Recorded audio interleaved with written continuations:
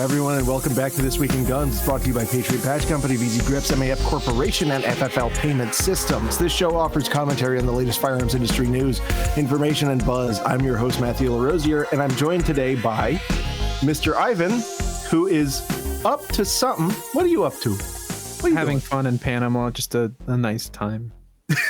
with my regular Panamanian issue gun that we did Panama with, because Noriega didn't pay his taxes or something. That's my understanding of the entire issue is about him not paying his taxes. I think that's a valid police action. And then we've also got Mr. Othias, because apparently it's all my fault you don't show up. Yeah. To be fair, I keep trying to come on the show, but you just say I'm not allowed. Like, I'm always like, Matt, I have the time if you need me, and then he just doesn't respond, and he says, oh, something came up. Yeah, I'm sure that's true. Yeah. I'm sure it's not true that the only times I can get you on is by ambushing you. Although tonight he was like, okay, I can do it tonight. I want to point out, tonight I'm on because I tried very hard to get Carl on for you, but he said he was too busy with his other friend. So yeah, no, that is something that's exciting. We're gonna have Mr. Carl Casarda on here. Well, because he says we gotta actually lure him in. Yeah, I've got like a box with like a stick holding it up, and I put some cheese under the box. And you're like, Carl, you got to be really fast because these guys are literally a consortium of rats. So you need to grab the cheese. Actually, sorry, what should I put a bait to get Carl under there? Actually, I put a blunderbuss under there. Some percussion cap revolvers under there with the forward assist on it. Yeah. That's funny. No, and then we may also there's another special guest we may be getting on the show that I'm excited about. We may be doing an exchange program. Don't say it. Don't curse it. Okay, yeah, no, because that one I actually want to have it. Okay, well, jinx it. It's someone you've all seen before. Yeah. Visually. Anyway, so what have you been up to, Othias, aside from that? Working so hard. Working so hard. You're looking for a car, though. Yeah, Matt and I have an idea for a project for like over a year from now because I'm so busy with projects now. But and we have to like collect things. Yeah, Matt and I have been looking for really. I can't even tell. The problem is the stuff we need it's not even that valuable. It's just hard to find. So if we say anything, we'll be in trouble. But Matt and I are trying to put together essentially a new Project Lightning, but way, way worse. Like just the worst thing you've ever seen. But the problem is it's going to be a year before we can do this easily. However, the project has already begun, and I'm really excited. We've already been scheduling cameos if we can. Like the guys, everybody we've told about this idea has started having giggling fits. So I think we'll be all right. No, I'm super excited about it. But I've been on Facebook Marketplace looking at cars, and Jesus, the car market is all over the place right now. It's absolute insanity. Well, especially because we're talking about cars that are like 20 or plus years old, right? And like I felt like usually you could find decent deals, right, on like decent runners that didn't look perfect. Yeah, we're looking at like a $2,500 $3K project, and we're looking around going, "Why is everything $8,000?" Right, and like. It's kind of interesting, and you pointed this out. It's a confluence of Zoomers don't want to fix anything. Right. And I think at the same time, there's also some of them that are like into this countercultural thing where they want to buy a old car, and to them an old car is like 90s. Yeah. Well, to be fair, I mean, I was in high school, 90s, 2000s? Yeah. So... I mean, if you walk back 20 years from that, you're back in like the 80s. So for them, like a 01 or something is old. No, I remember that. Like, I was driving my 95 Silverado, which to me is just a regular work truck. Like, because that's growing up, that's the truck. That's the GMT 400 is the regular truck. Right. And then this kid with like, the mushroom hair comes up. He's like, yo, that's so sweet, bro. That's a fucking antique. And I go, oh my God. You're old now. Technically right. Yeah. Welcome to old age, Grandpa. Yeah, no, but it's super interesting because you're noticing there's not that many affordable like older cars here, and it has to be because they want it, they won't fix it. So that means the runners just go up and up and up in price, Right. and down and down and down in availability. And the project cars are worth nothing. Yeah, It's created this big gap where is there like $800 of repairs that have to happen? We better knock $7,000 off. right. You know, so Yeah, anything more than a 2-beer job is like you're taking 4 figures off, and like that blows my mind. And I realize because I have an 04 Blazer that needs it needs to go on a frame machine. The frame is bent in a little bit. Yeah. And I was like, oh, whatever, no big deal. That was like 6 months ago that I needed to get this done, and I still haven't found anyone who's willing to do it. Like They're like, oh, we don't do that anymore. that's actually the one that I noticed more recent. Well, we shouldn't be talking about this. This is a gun program. We've already started off on cars, but bad start. Yeah. Let's go into We do have some really important, really big gun news. Yeah. But Oh, really? I want to hear what you were going to say. No, I don't want to. It's a whole You rant. can't prove all the audience. Like that. No, we're not. It's gonna be a whole. We can do it at the end, but we should have been doing this at the end. Let's go to do gun stuff. Okay, fine. Well, first, the first piece of gun news before we get into the obvious news that everyone can't help but talk about, right? The Hitchhiker finally released, which I'm super excited about, and that was posted about on the Twitter Bird app. Something What kind of idiot came up with this? a stupid one, a stupid dumb one. So that's super exciting. Finally released after it wasn't that long of a development process. But did you want to say what its gimmick was? Did you want to describe the gimmick? It's a compact utility 22 that. I mean, the main gimmick is fires from an open bolt. That's illegal. Yeah, obviously, yeah. But it's certainly not illegal because no, it's illegal. So there's this, and I mean, my cousin said it was illegal. Yeah. So, and we've got one of my first popular videos was on the myth of the open bolt ban, right? And the truth is, if it was designed as a machine gun and you just put something that only lets it fire one shot, it's still a machine gun. Whereas this gun was designed very, very, very intently, never to be able to fire more than a single shot. But while I was doing that, I got to add features that made it a really good single shot gun.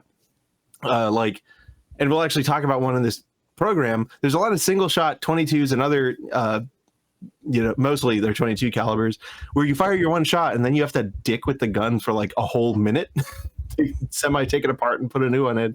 But this is, you put a round in, the disconnector actually keeps the round in the chamber, you fire it, it goes off, recocks, and then that same combination, like the disconnector does like 5 different things. We call it the multifunction Douglas. Ejects the round, so all you have to do is pull the trigger and shove a round in. Those are the only operations. So it's a single shot that's faster than a bolt action. It's getting up to like straight pull levels of speed, and I think that's pretty cool. Yeah, but my brother-in-law's a cop, so he told me it was illegal. Okay, well then I guess that's that. Yeah, cops are the end all be all, right? Like forget the Supreme Court. My uncle's a cop, and he works for Nintendo as well. But yeah, so that's been the most exciting thing happened to me. And one more thing before we get to what you guys actually want to hear us bloviate about, it's vzgrips.com. Guys, VZ Weapon Solution, vzgrips.com. They're one of the longest time supporters of the show, and if you use promotional code ThisWeek15, that's THISWEEK15, you're going to get a 15% off discount. That's the best discount you can get, and it was because of the heated and heavy negotiations that we engaged with. And this will be relevant to the notable Butler County that happened. You don't want to have your M-locks uncovered, right? It makes the pictures look terrible. So there are these beautiful M-lock rail covers on VZ Grips, and they are at a reasonable price, right? Especially for the super long ones, different types of grip patterns. I think this is a cool thing. And also the hand stop for M-lock rails. I just thought this was something that, we haven't quite pumped on the show before, but it's a great product. Customizable slot slide and everything like that. You should check it out at vzgrips.com. And don't forget to use promotional code ThisWeek15. That's THISWEEK15. I have a really good idea. What's that? They have the M-lock panels from the VZ Grips. We should design like a coffee mug or a tumbler that has M-lock panels. And then you can wait, you mean like just like the one that the quad rail one? Yeah, but not that one. But just like an actual because think about it, with like M-Lock, you could just go all the way around. You have this highly modular coffee mug, and then you just cover it in VZ grips, and then you'll never drop it. I would cover it. Yeah, I would cover it in VZ grips and Chinese peck boxes. And I have the most FAA. The FAA hates my mug. You should make like now we need an M-Lock coffee mug that we can put, or tumbler, really, like a sealed tumbler. Don't even put a drink in it, but just take it. Try to get it through airport security with everything that is actually legal to go through airport security with. But that they don't like. But they're just like. It's like I need that for my coffee. It's like a bayonet mount, but no bayonet on it. You know. Yeah, that's a bayonet mount, just like for cameras. Supposedly, dummy ammo. They're not supposed to be able to stop you from taking dummy ammo on planes. Bro, let me tell you. They'll fight you. Let me tell you a little story. I accidentally had like 15 rounds of ammunition in my bag once when I was going through Dulles. And I was just like, oh my God, I'm so sorry. And they're sitting me there and they're going through my bag because I had emptied a mag into my range bag and then used my range bag for something else. Mm-hmm. I now have a dedicated range bag, thanks to our friend at Dylan. But they're finding them in all these different pockets. And I'm in there for like 45 minutes. I'm going to miss my flight. They keep doing it and then sending it back through the scanner and being like, "Oh, we missed one." And then there was. Wait, hold on? Every time they said they missed one, how did you not go see how hard it is? I just sat there quietly. But there was an empty case. This was the third time it went through the scanner. He's like, he finds an empty case. He's like, "Oh no, that's an empty case. That's cool." And he throws it back in. I'm like, "No, no." I took it out, and he's like, "But you're allowed to have that." I'm like, "I don't know. No." But yeah, it was so weird. He's like, "No, you're allowed to." But anyway, guys, there was a notable Butler County that happened. As we know, and I don't even know how to like try to news speak this to not make somebody shot the former president. Somebody shot the former president, and so here's the thing: is like I saw somebody on Twitter was so distasteful as to say that if this was sporting clays, that would have counted. What kind of person would say that? Who would have said that? I don't know, some horrible person. Responsible for actual tragedy. So that is the question, right? Because a lot of people said that it was an attempted shooting, right? Yeah, right. And so it's like, and so what rules are you going under? And it was fun because on Twitter I was like, sporting clays, that's a hit. And then apparently, I'm going to punch you for shooting me, not for almost shooting me. You shot me. Well, then also apparently in like IPSC and USPSA, if you break the perforation, that's a hit, and so it's technically a headshot.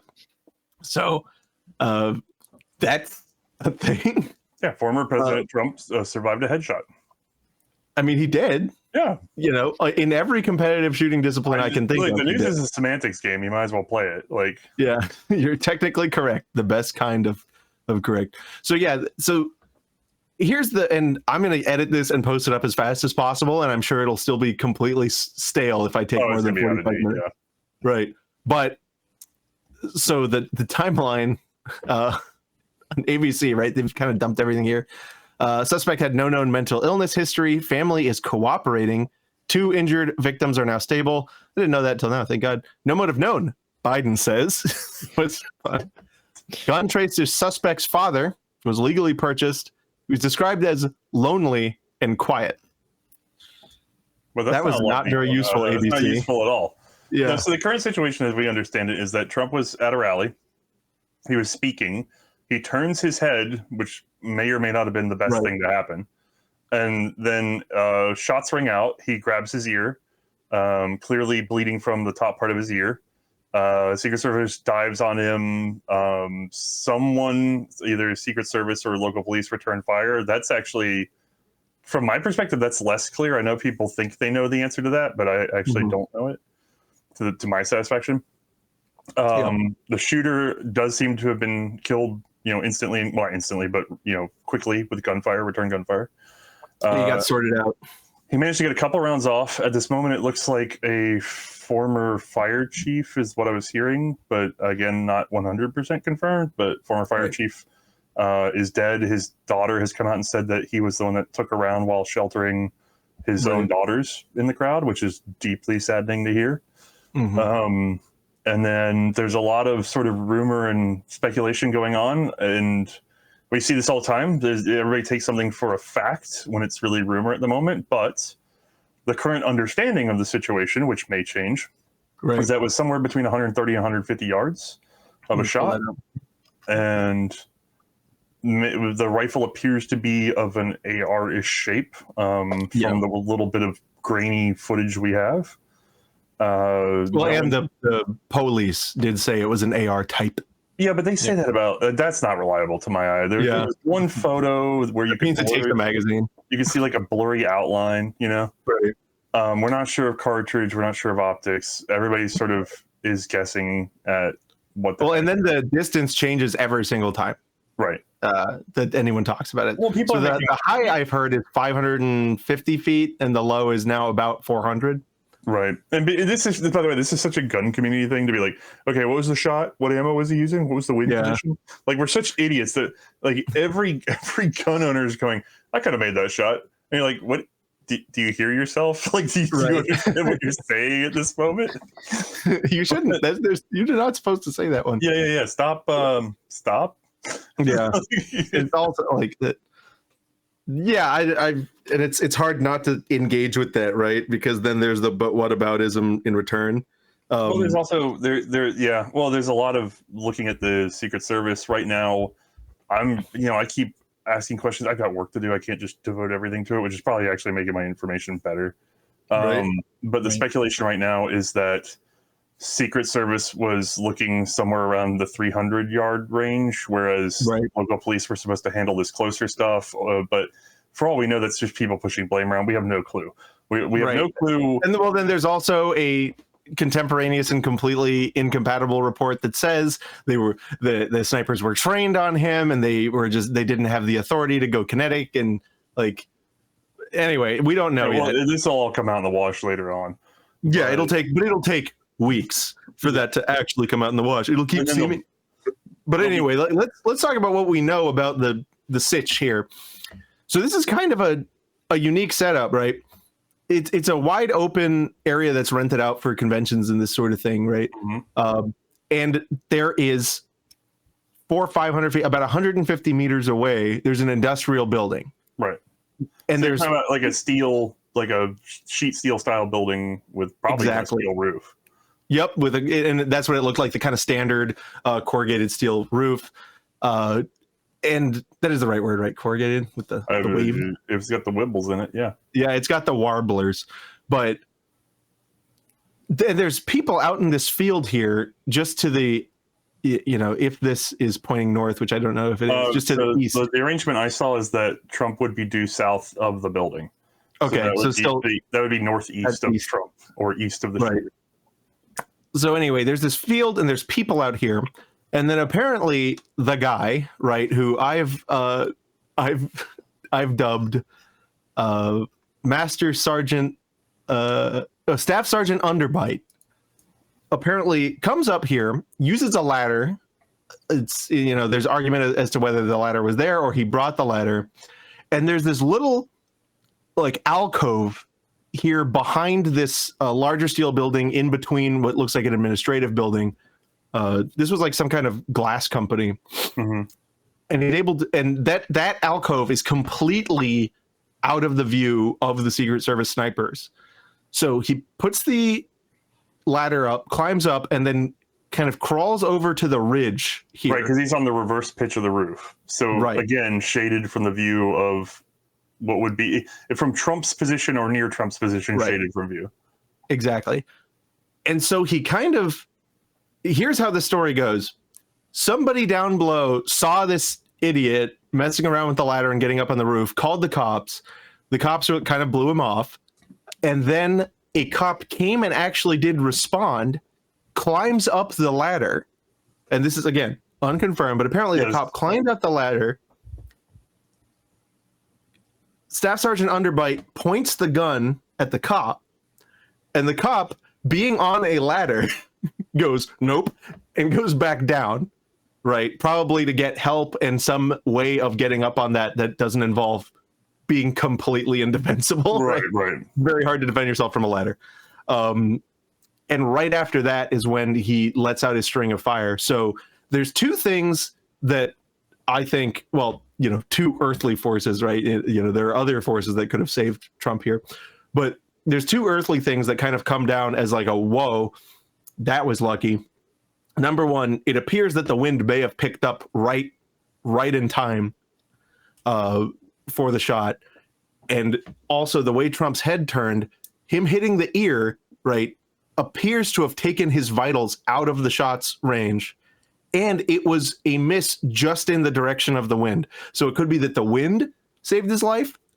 And then on top of that, it could be that the meddling of the local police officer panicked and rushed the shot. So that could have saved his life too. He lets it. People are making fun of the shot because let's say it's 150 yards. Let's presumably say irons. For me, I don't have anything zeroed below 200 these days. And it's nice to be like, oh, that could, but the guy clearly, I mean, unless he's way off his target, went for a headshot, which is a smaller moving target. And then he still. You have to remember, this is a 8-inch circled target that's moving the way Trump's head does. Right. And it's interesting, but you take a shot under pressure like that, and he's still hitting the ear. That is danger close. I mean, you're talking about like a 4-inch walk, which is. And to be fair, if he'd kept going, we don't know what the grouping would have been. You know what I mean? Like it's interesting because people always think in terms of bullseye, but they don't really know the precision of this man's shot. They just know the accuracy. And the accuracy was scary close, like real scary close. And then unfortunately it was dead on for at least that one gentleman, and then several others were wounded. And to be honest with you, I'm completely heartbroken for them. That's the worst. I mean, to be caught in the middle of something like this, I mean, you're not even a public figure. You're just somebody that's there to see, that is with your family. Right. Yeah. It's just unbelievable. Yeah. Just like, it's just horrible. But so that all happened, and everyone I know, because we were like doing different things right at the time, found out about this from their moms. No, I heard it from Kevin. Oh, so no, I'm doing something, and then I get a phone call from my mom, and so I'm like, "Hey, what's up?" And she goes, "Someone shot the president." I'm like, "What?" And she's like, "Yeah." She just says it just like that. I'm like, "Wait, what?" But she's like, "No, Trump." And I'm like, "What?" She's like, "No, the real one." No. I was like, "How did you find this out?" She's like, "I watched it on TV." I'm like, "Of course you're watching a Trump rally." Matt's mom, election denier confirmed. Yeah, right. But that's what happened. And then like a bunch of other guys are like, my mom texted me, and they came in the Discord, and we start figuring it out. And so what's funny is there was these images of the shooter down on the roof, right? And this was like 30 minutes after it all happened, and you can just kind of see the front of his shirt and the American flag on the side. And I was talking to Stephen Gutowski, and he was like, "Shit, is that a Demolition shirt?" And I'm like, "Hold on." And I zoom in and I pull it up, and I go, "Dude, it 100% is." You can make out like the E and the M in the corner. Right. And he's like, "That's not enough to report on." And then we get this picture, which I've taken out the most gruesome part, but you can see the back of it where it's very clearly, right, the logo where they had it all grappled up. And he's like, and Steven's like, "I still don't think that's enough to report on." And I go, "Okay." And so I tweet it. Like almost a million views on Demo Ranch shirt. What's up, my fellow gun people? Then this picture was confirmed to be him before the Secret Service changed the way his skull was shaped, because it's a little bit different from this one, right? But that's straight up a Demo Ranch t-shirt. And so this immediately just started. Oh, and of course, that tweet I did that got almost 1 million views, I was getting retweeted by all of the left-leaning people, and they were retweeting me going, "See?" And I'm like, "What the fuck do you mean, see?" I was like, hold on. This could be his legitimate desires, or this could be camouflage. Like, yeah. And we have exactly no evidence to point us in which direction. And then like the shit just started coming in. And like then we hear he's registered Republican. Right. And immediately that to me, I go, that means exactly nothing. Right. Because why? Pennsylvania is a closed primary state. How old is he? 20. Yeah, exactly. So this is my problem. Before we get into the details alone, people want to start pointing their fingers and going, "Oh, he belongs to you. He belongs to you. He's from this tribe. He's from that tribe." And you're just going, or he's 20 years old. He's deeply upset about something in his life, and he's sort of transposed that onto politics. Which, by the way, I have never seen so many young people involved in politics in my entire life. As now, it's become a sort of form of like entertainment, and I mean, it's just bizarre how much they're interested in it at such. It's an entire like your whole identity gets wrapped up and fit into it. Right, and so for all we know, I mean, I know so many guys that hit college age and switch parties one way or the other. So who the heck knows? But I'm not pushing him off. I'm not trying to say he's not one of the right wing. He's not one of the left wing. He's a 20-year-old. He doesn't know what the hell he is. Like I'd be surprised if he's paid taxes. Like let's be. I mean, look at maybe him. That's it. For all we know, he had to pay taxes for the first time. He's like, I'm taking one of them with me. Like, I mean, we don't know. If true, I think I understand. And it's just. And here's the thing: like, people are like, "Oh, we're trying to find a motive. We're trying to find." It's like, what does it mean? You know, the guy is clearly cooked. You know, like, what is the difference between him saying I did this to achieve political change, right, and the moon gods of Xenu demanded this? Right? Like, what's the difference at the end of the day? It could matter if you find out that there was some sort of organization, be it private or public, that was involved in pushing him, and a lot of people love those conspiracy theories. You know, they have to see if it was a Daniel defense rifle. Well, you know, you're laughing. You're laughing. I know, because the whole world is so funny. Conspiracy theories aside, I mean, you did in the trial for this Whitmer kidnapping, you're seeing that the entire crime was manifested by federal agents, right? So there is I'm not saying this at all, by the way. This is true. I would become interested if I found out that this was another one of those sort of baiting situations that got out of control. Right, where we find out that his Discord kitten kept saying how cool it would be. That's what I'm saying. You have these weird entrapments that happen where people are egged on to do crimes. If I found out that was this, then I'd be interested in his motives. But otherwise, if he's truly operating independently, then he's sort of a lone lunatic who got too much of a dose of anti this guy. But the problem is both sides are so guilty of anti that guy. I don't know that you could sort of lay the blame squarely on one group versus the other in the rhetoric, because the rhetoric's so bad on both sides these days. There is one thing that both sides are in agreement on right now, and all of the world leaders have gotten together to tell us that it is not okay to use political violence against world leaders. Yes, Trump is. Did you know Trump is he's a dictator, a fascist? It's actually okay to portray him as being actually Adolf Hitler, and in fact, even suggesting this guy is the next Hitler. You know, we have a choice between Hitler and Joe Biden. But they're praying for his recovery. Yeah. Right. Like, this guy's literally Hitler. He needs to be stopped at all costs. Someone has to do something. But we're praying for his recovery. We're praying for his family in his recovery. Political violence is not okay. Against other political leaders, against you guys, it's fine. But like against us, please don't do political violence against us, please. Yeah, just remember that political violence is only for the government, not against it. Right. So, yeah, but yeah, so it's just like, what a shit show. It's always. But you know what the worst part is? So before we start getting into our wild theories, because I'm going to force us all to give one.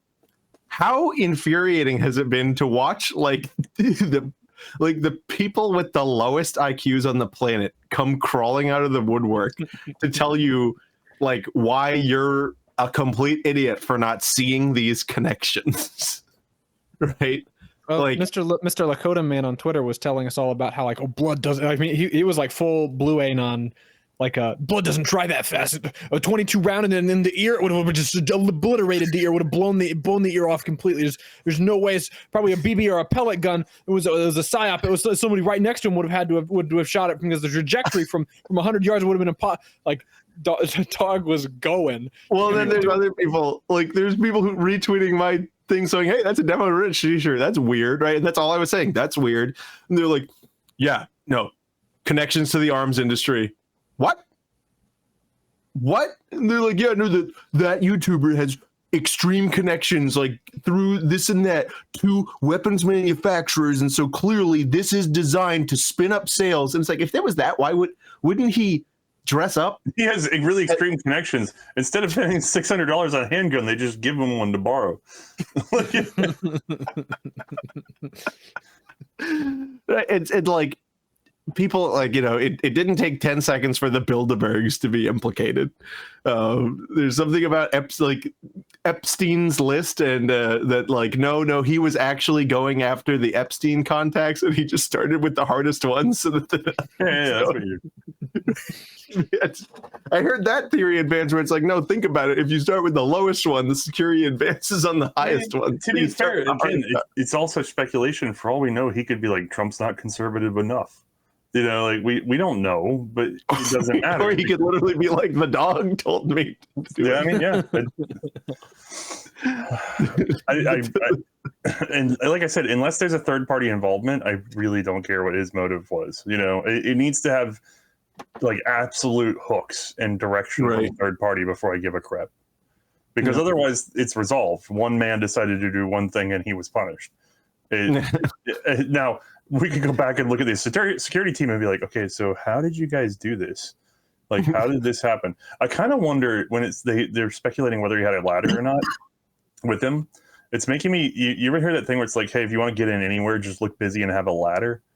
You know, like just bring a ladder and like a safety vest with you, or like a hard hat, and you'll just get in anywhere. AR-15 to blend in. But think about it. You should break that thing, just break it down, throw it in like a weird duffel bag, hide it, just grab the duffel bag up under the ladder and go walking somewhere with a safety high vis vest. Right.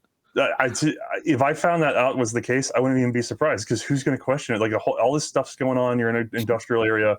A dude, it's like a scruffy dude with a ladder. In a bag. Like nobody's going to think anything of it. Up until Valid. You know, you heard it here first, folks. Yeah, just take a ladder. It's fine. But yeah, so this is the interesting thing though is that they talk to his family, and his family doesn't want to talk. Right?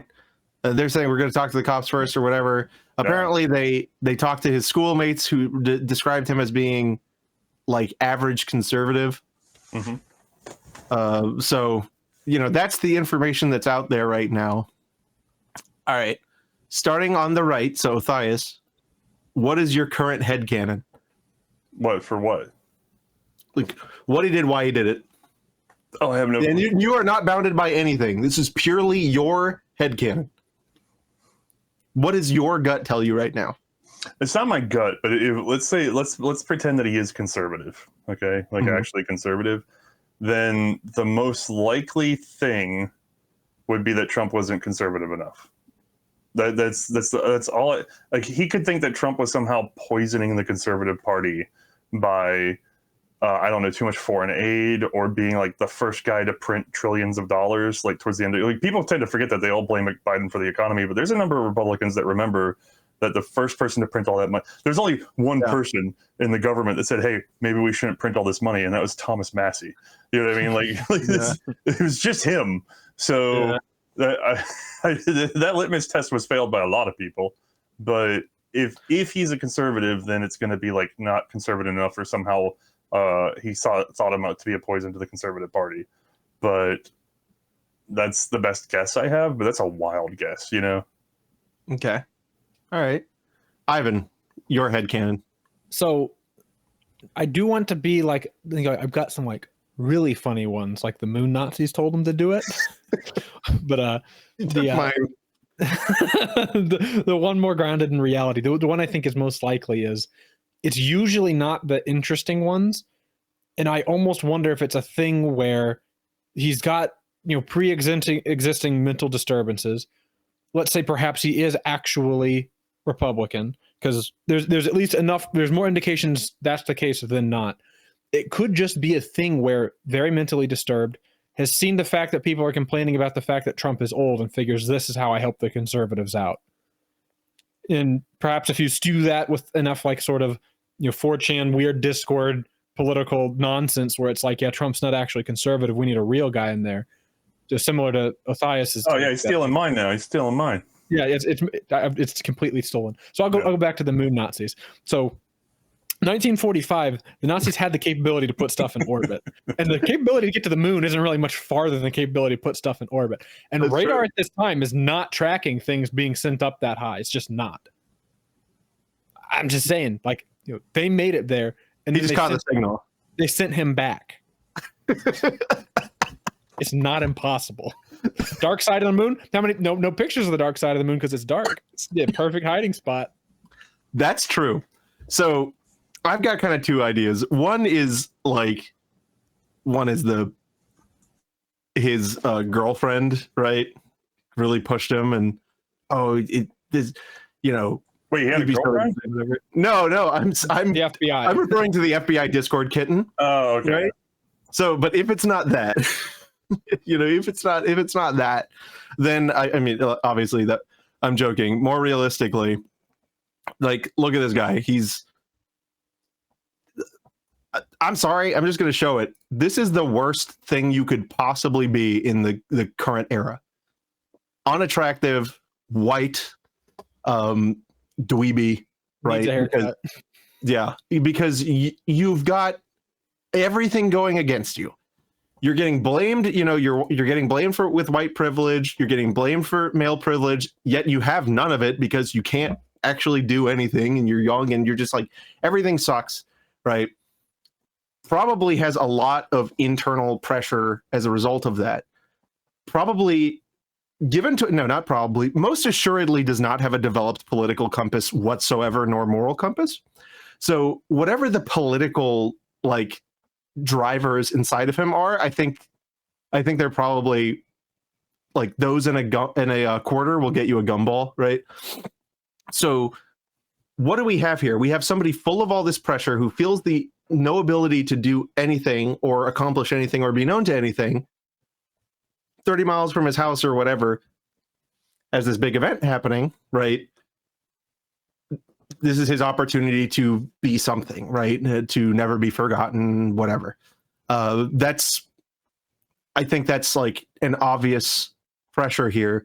But in just looking at the weird evidence we have, right? Like the donation to Act Blue, right? That would have been to some particular candidate. We don't know exactly who it is, or I don't really care. 8 months later, registering a Republican, voting in a primary. So those two cancel each other out to me, because Pennsylvania is a closed primary state. They don't mean anything to me. And then his friends saying he's conservative. He could be, some kind of left libertarian type, whatever. What I think, I can't get over wearing the Demo Ranch t-shirt. That had to be intentional. So it was either throwing them off or onto the trail, right? So you think he's just faking it, or covering his tracks, I guess.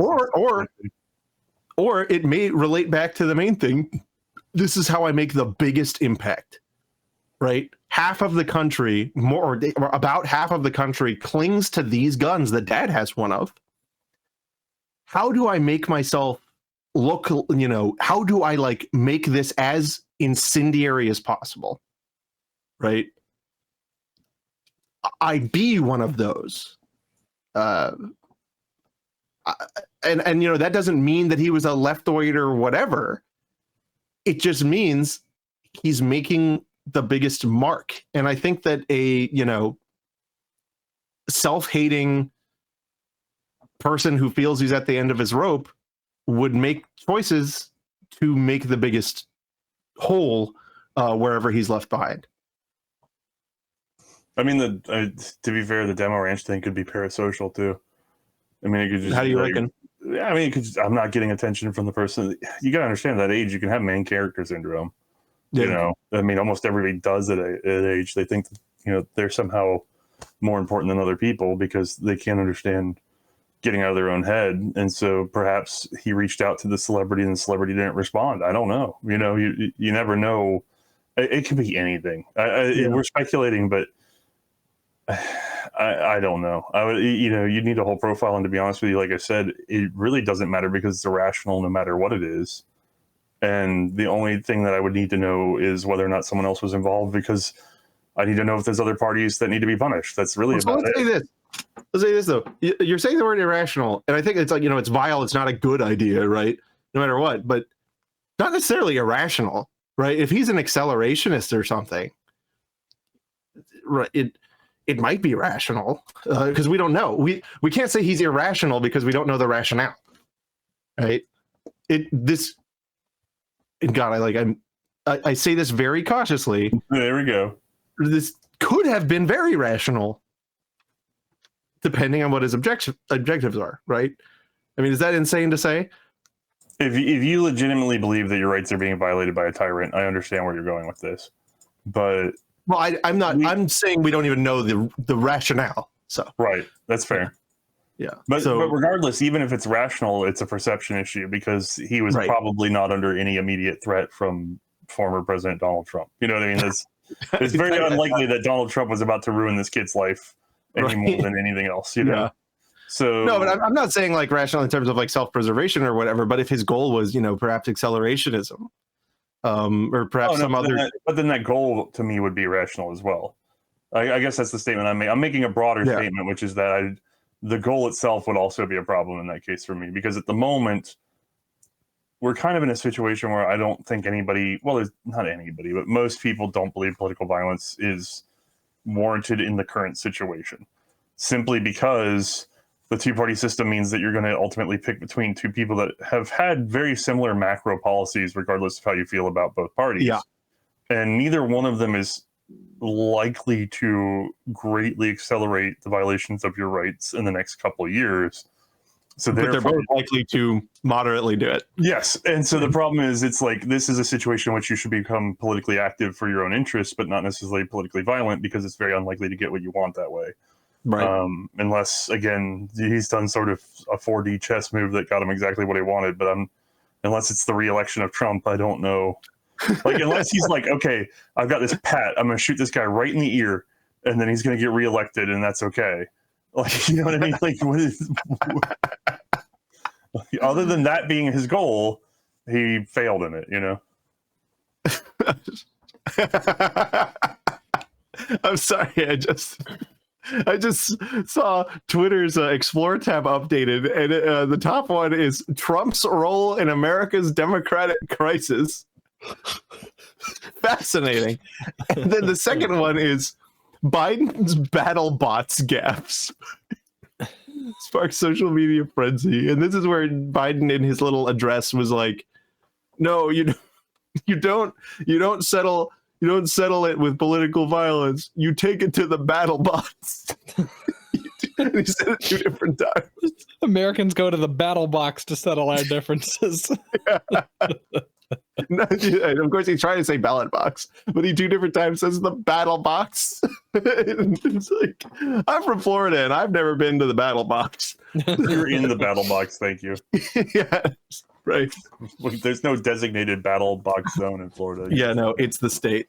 The PvP zone of the Western Hemisphere. All right, so someone shot at Trump. People got hurt. Trump got a little bit hurt, but not as hurt as some of the people behind him, which is sad.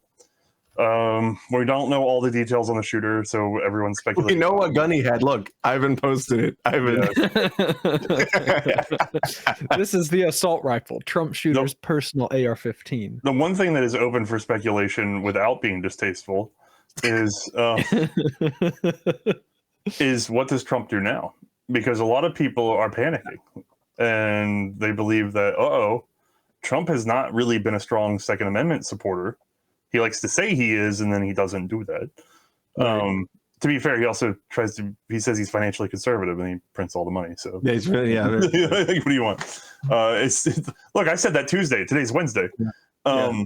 He's also a master class in welfare receipts Yeah, well, in the corporate way, right? So Trump has a very reactive personality, as we saw Right. from his previous presidency. So a lot of people are concerned that, well, now that he's been shot, maybe he's going to be tighter on guns. Like, a lot of people are worried that they've lost a pro-2A candidate.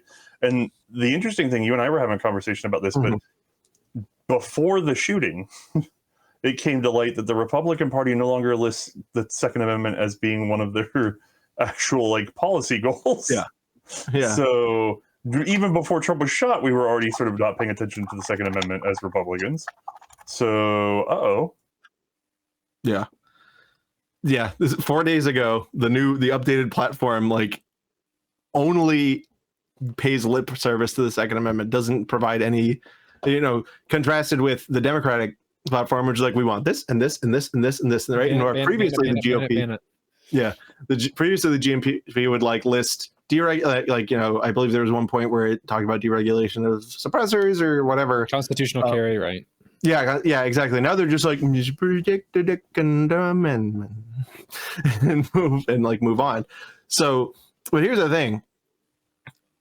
I don't think Trump has the political capital to. I think the only way he could lose this election is by coming out anti-gun. yeah, but there's a difference between coming out anti-gun during the election and let's say he were to win it. And then we saw that he was fine, sort of whiplash doing a bump stock ban for no reason. That was super weird.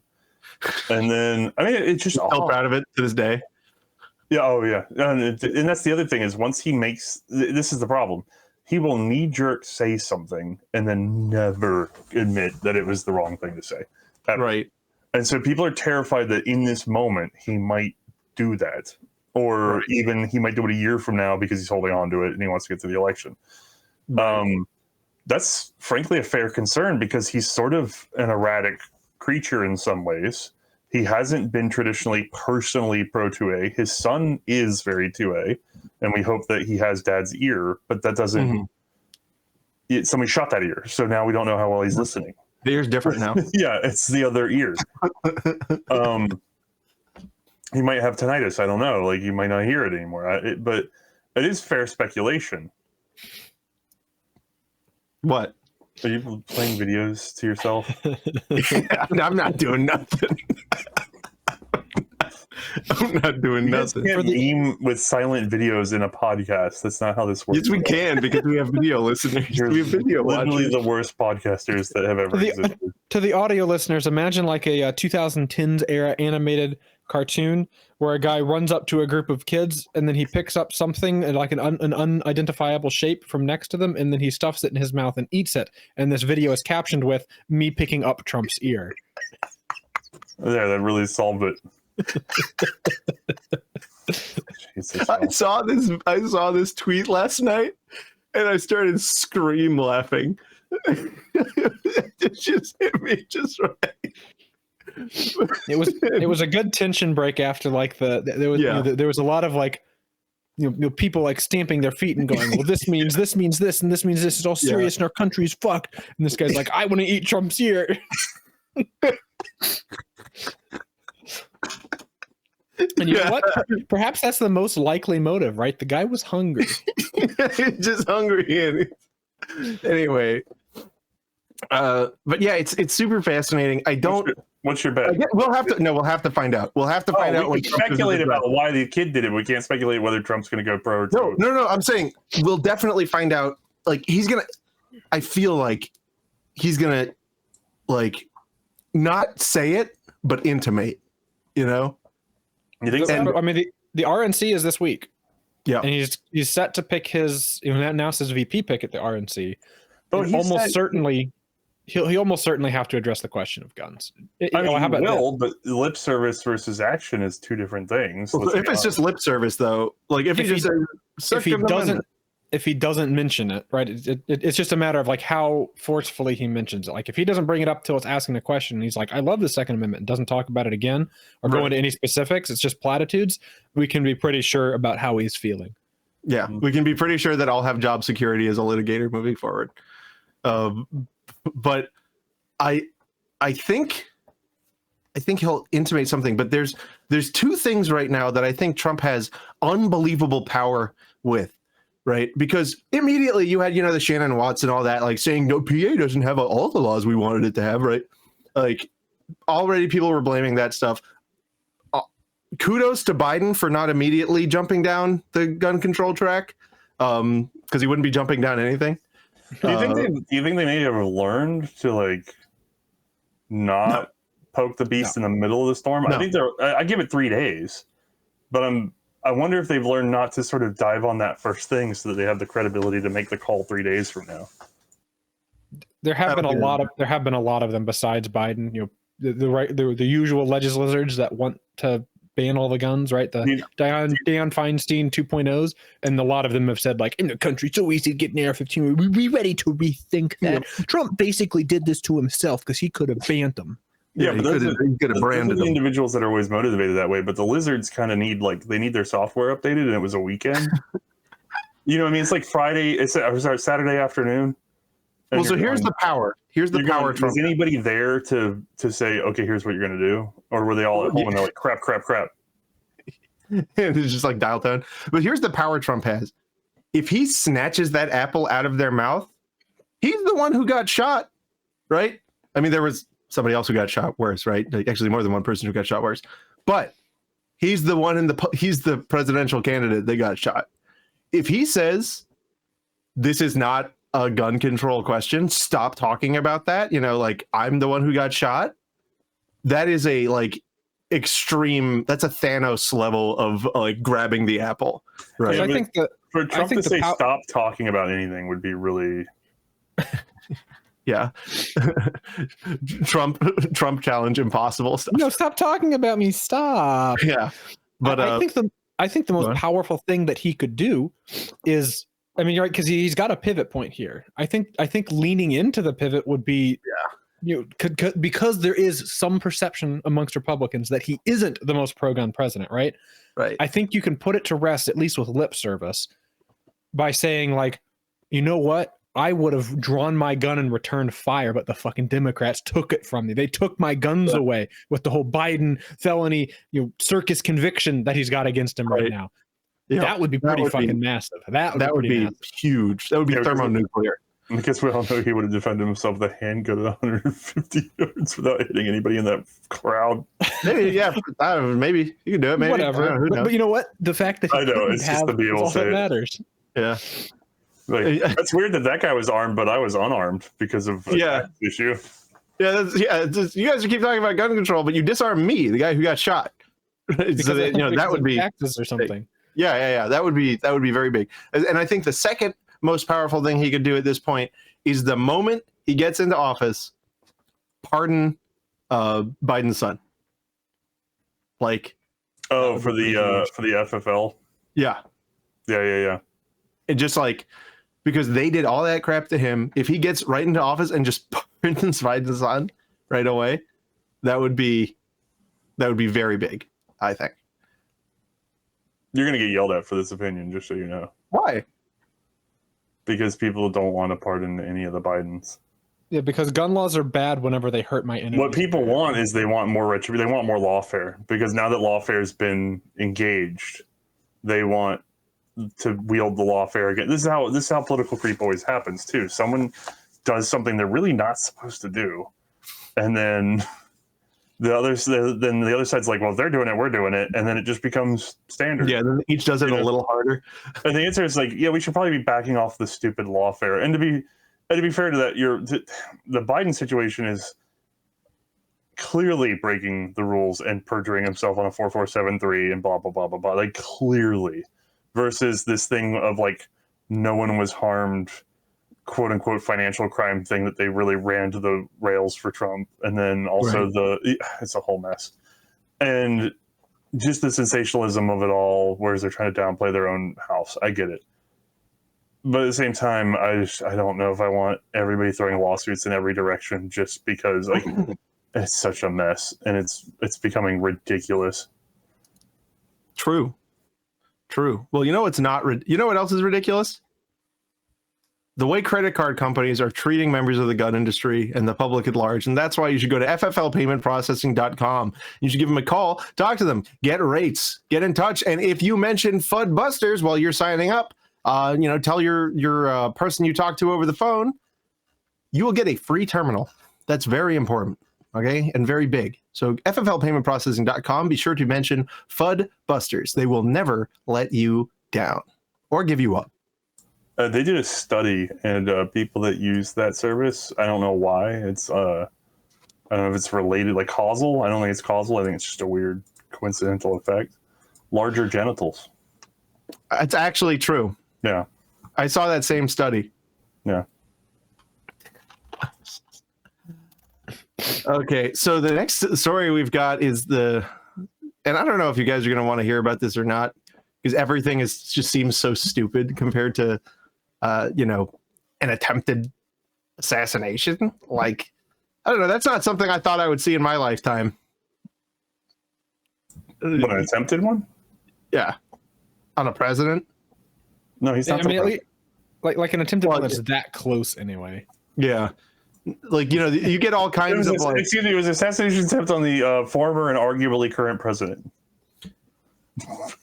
So there is like that honorific thing, right? Where you call them president for the rest of their life. That's not what the TV does. They say Mr. Trump every time.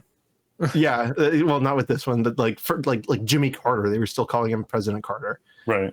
Right. But whatever. So Lucas Bodkin. That's a great transition. Wow, you did that. You nailed it. Perfect. Lucas Botkin was not the subject of an assassination attempt, but he's been haunting the dreams of somebody this week. He attempted a character assassination against some other gun tubers. And this was, this came up on his little podcast that I'm sure everyone watches, where he, through a quivering lip, talks about like gun marketing has gone down the toilet or whatever. Mm-hmm. And then specifically mentions PSR, print shoot repeat, who's actually a good friend of ours and a really good guy. But to be fair, PSR is a entertainer first and foremost. And so he does some, like, in my view, really just terrible content that is just, I'm not interested in it. Terrible content?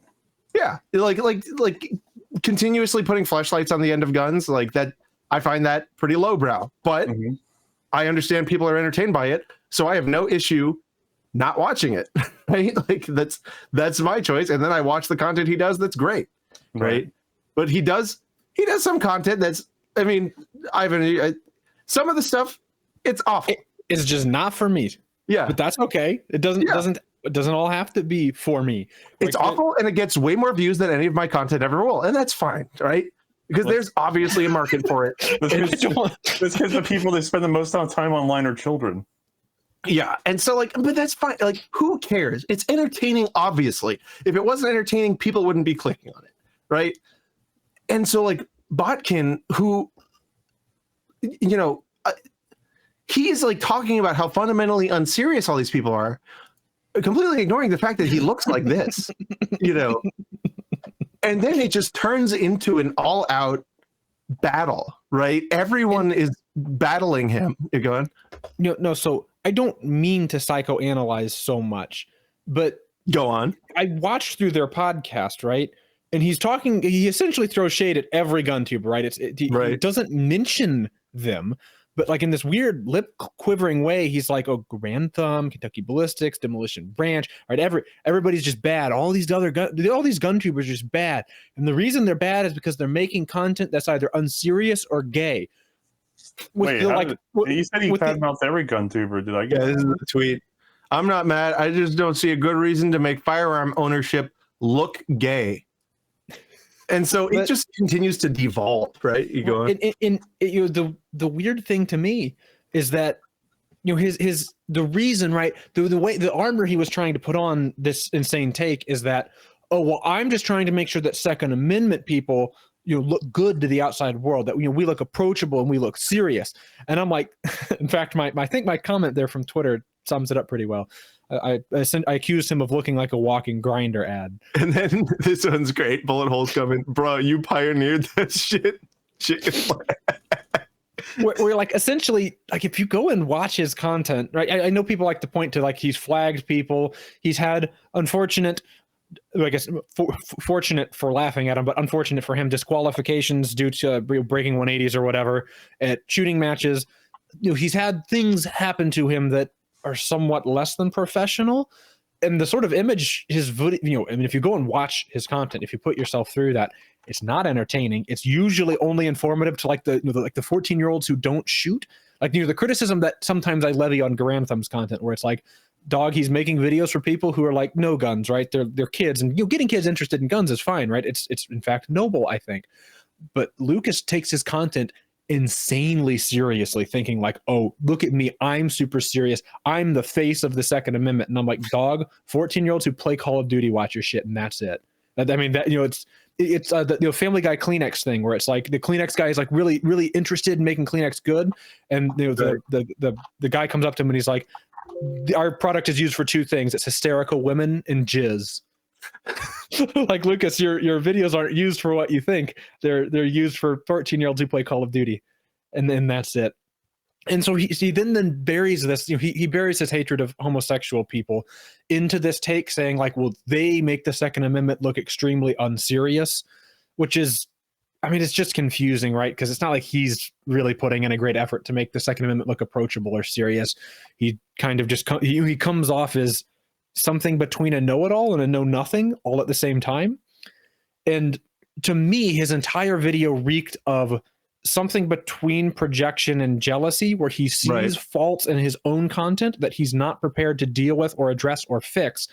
So it's much easier to find everybody's content who is much more accessible, much more entertaining, much more successful, and say that they're doing it wrong because they're not serious, right? They're not pure enough. And it sort of becomes sort of a puritanical, and perhaps some overlap with his weird cult religion child grooming thing that his family has going on, where it's, you guys aren't Christian like me. If you're not grooming your daughters, you're not really Christian. You're not really Christian. That might be pushing a little hard. The whole quiverful thing, I'm not. One is very odd, right? Because what he's talking about is the quiverful thing, which is a group of Christians that focus really hard on like one proverb, and their idea is that you should just have as many children as possible, and that's fine. That's whatever. The fascinating thing here is that Bodkin is married and has no children, but like the quiverful thing isn't necessarily a cult. I don't even know. I don't know if they have their own churches or things, but I'm pretty sure it is like a weird sectarian thing that he's involved in. I'm trying to find the tweet where he was responding to his dear friend Hitler Actual. Did you post that or did Night Trace? I'm not sure. Right, like he went after a bunch of different. I am very much out of the loop of this drama because I don't really tend to watch. Like, I mean, you have the correct take. You're not caring about it's probably the best course of action. It's easy to get wrapped up into somebody who wants to be a lol cow so badly, but he essentially took shots at gun tubers who, I mean, not necessarily more successful than him, but have better content than him. Essentially across the board. It's at least more entertaining than his content. And frankly, I think of everybody who took shots at, their content is better representative to the non-gun owning, non-Second Amendment public than Lucas's content is. And I don't think that's really something that you can easily debate. But he sort of went on like a screed / meltdown about this, but then was constantly mixing like, I hate gay people. I hate gay people. I hate gay people. But because your content's, I don't like your content, and then I hate gay people. And it was sort of a confusing, poorly message. Was he calling them gay, or was he literally saying, I don't like homosexuals? Their content's gay. Like he pointed to Garantham testing the bulletproofness of breast implants. Like, that's not serious, right? This is gay content that makes gun owners look bad. And I'm like, does it? And was he sort constantly of like referencing the sort of perverted content? He did. I mean, with regards to PSR, there was that jab going on. Like, so in other words, stuff that has like the titty humor, I guess you could say, or any sort of homoeroticism whatsoever.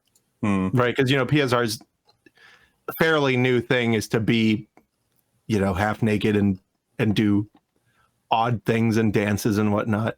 Right, I'm gonna admit, not my favorite thing. No, Like, I don't. I don't. And look, I really, really like him. And hell, we've got a sponsorship agreement with him. Right. But yeah, I fucking hate it. I think it's terrible. But it gets clicks. Yeah, it does. But I'm not willing to.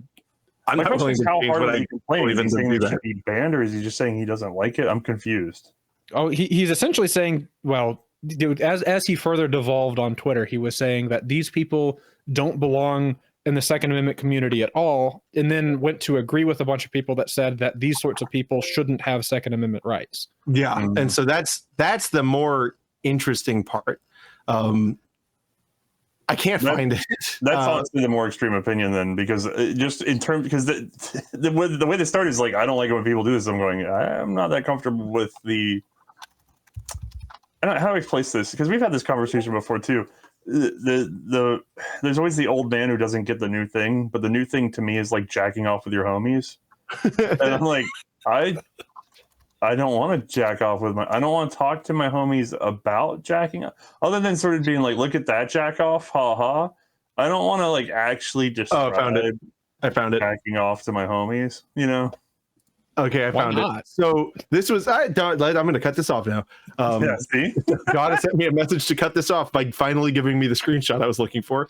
And it was you, Ivan, actually, who tweeted it.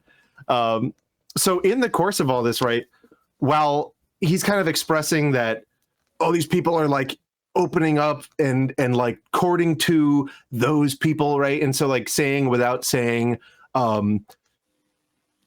non-white quiverfuls, I guess, like, you know, non 100% heteronormal, whatever people. He in the comments gets a comment from somebody who says, lots of slur in the quote unquote 2A community. This is what you get when you allow libertarians in. Lucas Botkin replies, and when no one is willing to speak up about it. And audio listeners, what do you want to guess the screen name of the person he's responding to was? It's Hitler Actual. So Lucas is on Twitter agreeing with Hitler Actual that there is too many gay slurs in the 2A community, and that's a direct result of allowing libertarians in. So, and you might think, oh, well, that was just, you know, a oversight or whatever. But then Lucas decided this is all very clearly intentional and attention-seeking behavior, right? And so he decided to lean into it with this image where he says, and it's 3 images of a person, you know, in the Hawaiian shirt and gear saying, but I'm on your side. I supported your 2A rights, getting choked out by a black guy, a trans flag, you know, rainbow colored hair individual, and a black clad, presumably commie Antifa person. I know he thinks he was making a broader point here, but I think that it was a stupid point, because like what's implied in here, right? It's that no, you shouldn't be supporting their 2A rights, which just means no one gets any, right? Right. Well, I think for someone from his perspective, the argument would be the scorpion and the frog.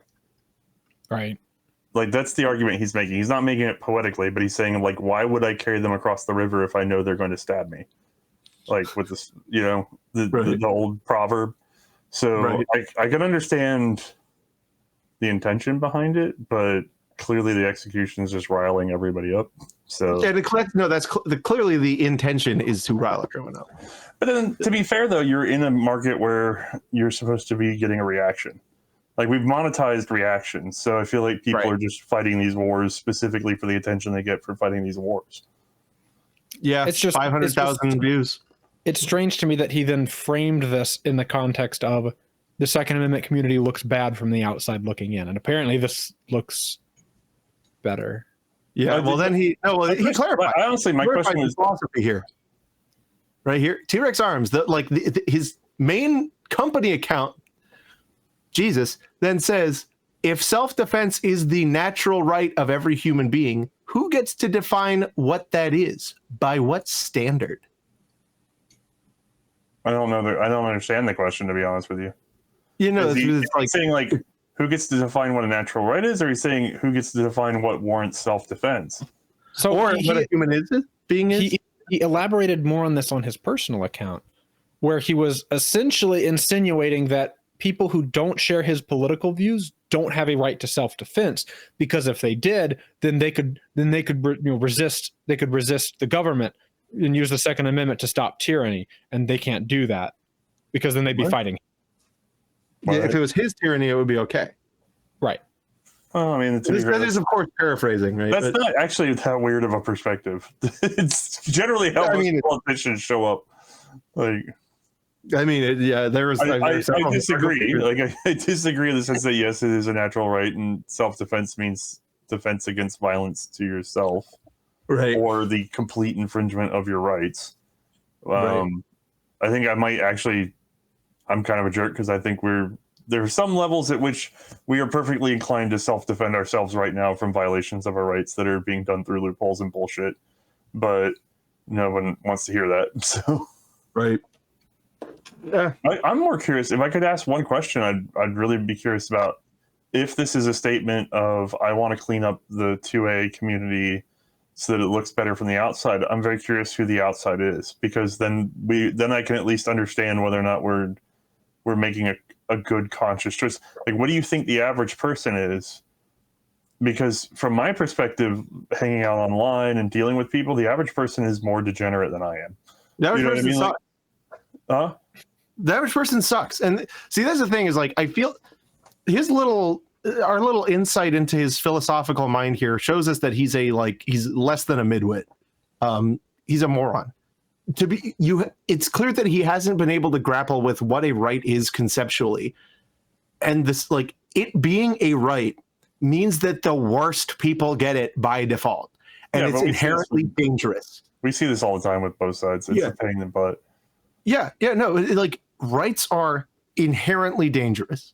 The right to speech and assembly means that the worst motherfuckers get together and talk and share their ideas, right? It wouldn't be a right if it only included polite, objective discussion, right? Because how can you have a right to that? It's absurd. It has to. The only thing a right does is protect something that would otherwise be disagreeable, and he can't understand that because his idea of a right is, it's the Garden of Eden. Everything is, our Garden of Eden pre-Apple. Everything is so wonderful and fantastic. This is all the rights. But no, like, rights exist for the worst day of your life. And I think it's clear that he just doesn't grasp that's the distinction between a right and a privilege. Because if everything's predicated on politeness and otherwise moral uprightness, then everything's just a privilege, right? Huh? Yeah. But I don't know that I don't think in his mind he's making the philosophical argument that you're making. I think he's just upset at the degeneration of a community that he feels a part of, and he's trying to sort of sheepdog the community back into line. And certainly there's people who are eating this up. Oh, right? Yeah. To be fair, a lot of people are, again, I can ignore it. Like, I can just sort of go and just walk off, Yeah. But a lot of people are kind of tired of being exposed to it over and over. Yeah. It becomes so dominant that they get sort of fed up with it. And the problem is they're not thinking like, oh, I need a better system for filtering this. I need a better way of identifying a sub-click in which we don't do the degenerate thing. Like, they're not looking at ways to solve this sociologically. They're just looking at it to be like, why can't you guys stop? Get off my lawn. You know what I mean? Like,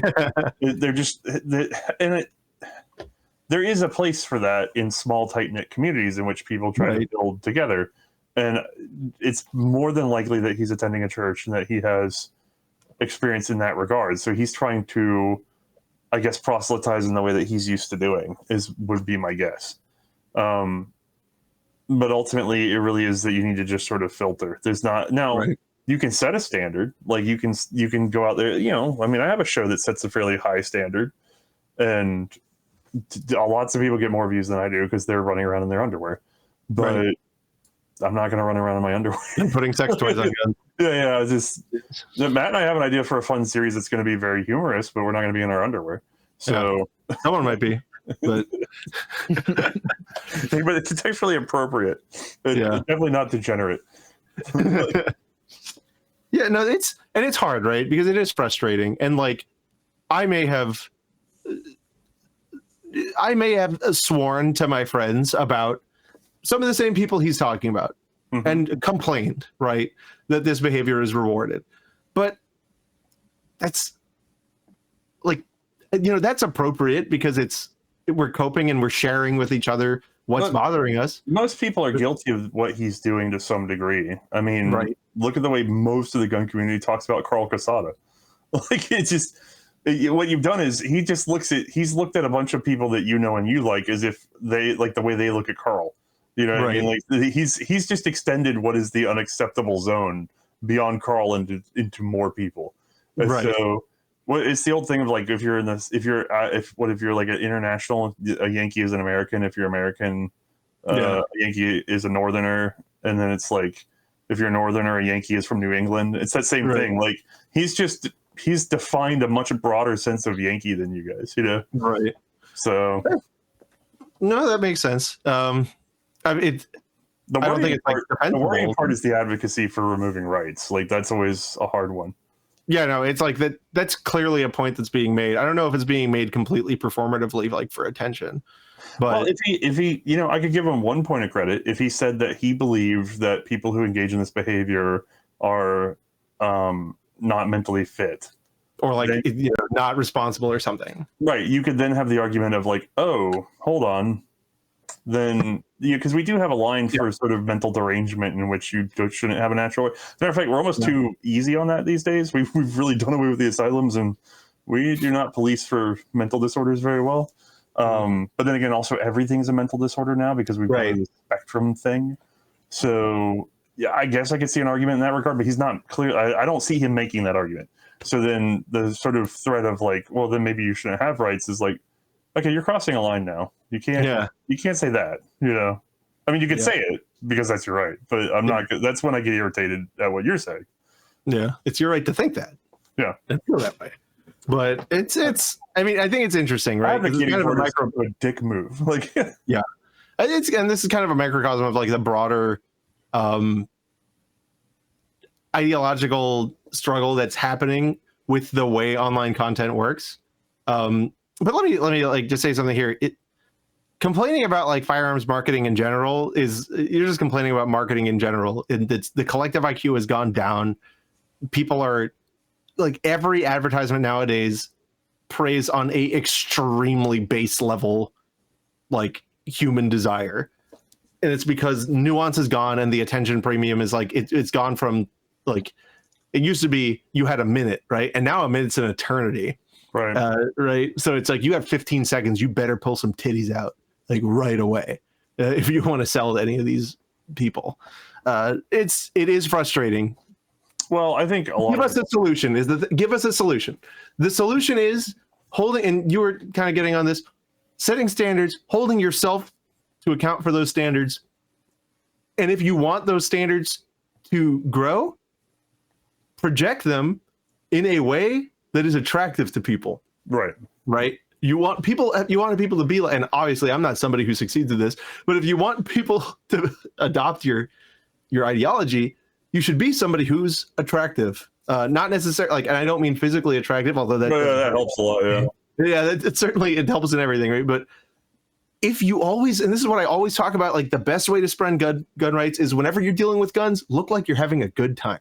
Right. Botkin doesn't look like he's having a good time. Botkin looks like he's being a little quivery lip bitch, and he's just sad, right? Trying so hard. He's trying so hard. And I want to be serious. I want to train the law enforcement. And to be fair, a lot of people like to see it that way, though. But then he needs to understand that that's his niche. That doesn't need to be the entire market. Yeah, maybe he's got a minimal viable audience that's just very different. Or maybe maybe this is a grand marketing strategy, and his new thing is he's going to like, this is his core. It's going to just be these people who have had enough of the fleshlights, right? And so he's going to project so loud that they all hear him. Maybe that's I mean, it's not a terrible strategy. It's not. I'll say this: it's not the worst strategy I've ever seen. No, there's lots of people making tons of money off of being divisive. Like, it's division is a really good way to get people to sort of rally, and then once they're rallied, you're like, hey, give me some money. That's funny. Well, yeah. So that's the Botkin drama. I think we talked about that for plenty long enough. No, Ivan needs to say more. Fuck him, dude. Yes, you cut Ivan off. Ivan has a lot more. Ivan's got a little bit more grip. Ivan gave us the whole lowdown on the whole damn thing. Yeah, but you cut him off because he was getting into the curse words. The bug that I got up my ass about him is that he wants to sit there and complain about, it's gay, it's gay, it's gay. But he sort of does the same thing that like the people obsessed with Rome, right? There's a whole niche part of right-wing, probably racist internet that's like just obsessed with Rome. Because they don't understand it. And they also hate the gay stuff, right? But they're like not familiar with the fact that Rome was also extremely gay. And then the same sort of like, but it wasn't gay whenever they fucked other dudes in the ass because they were doing it because they were manly. I think Botkin's sort of in this same trap of like, we know what good gun marketing it is? It's big, strong, buff, sweaty guys with guns and tight-fitting military uniforms, and they're strong and buff, and they're sweaty.